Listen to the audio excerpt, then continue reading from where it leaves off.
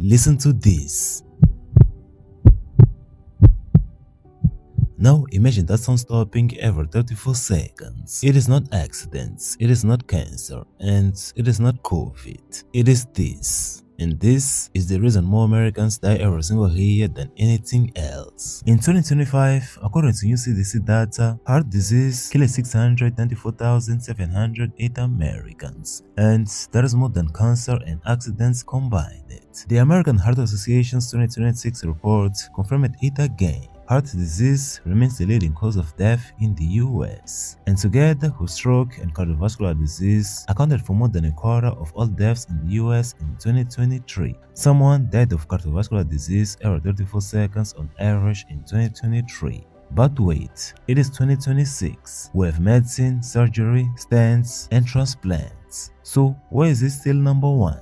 Because it didn't start today. It started 20 years ago on your plate, on your couch, or in your stress. Heart disease isn't just a heart attack, it is an umbrella term. It is when fat builds up inside your arteries and blood cannot flow. The AHA describes it as plaque buildup in the arterial walls that makes it harder for blood to flow. And here's what's making it worse right now. The 2026 AHA statistics update says 3 risk factors are growing at alarming rates.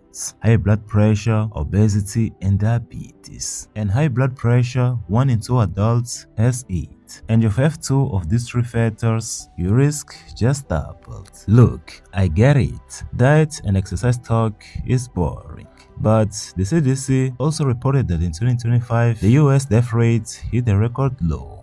Why? Because we figure out how to prevent other causes of death. We know how to save lives, but we just ignore it when it comes to the heart.